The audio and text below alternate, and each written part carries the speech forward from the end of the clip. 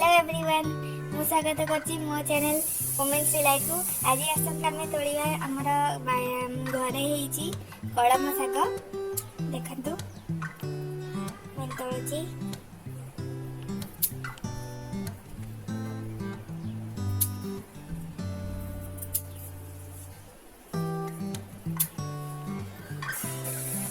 देखो मु कलम शाग मु तोड़ी नहीं एवं आम कलम शाग भाजवा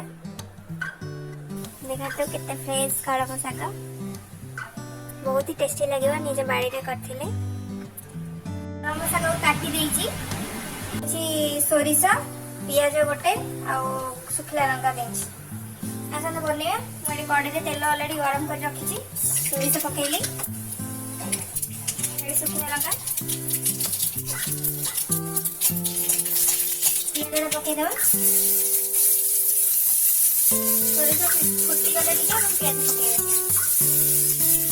पियाज पकईकी भाजीदे टे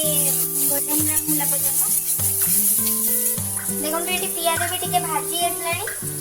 मुझे शाग जो काटी रखे पकई दूसरे लुण भी पकई दूसरी भाजी गोल सब लुण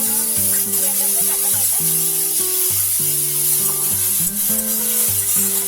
पानी दिया हेनी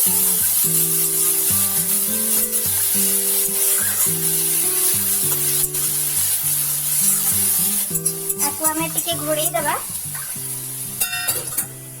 2 से 3 मिनट गैस फ्लेम टा सिम रखी सब चेक करिया शागटा हो नहीं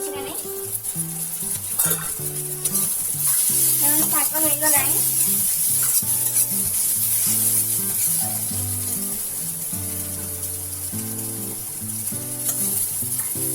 गैस टाक बंद कर दूची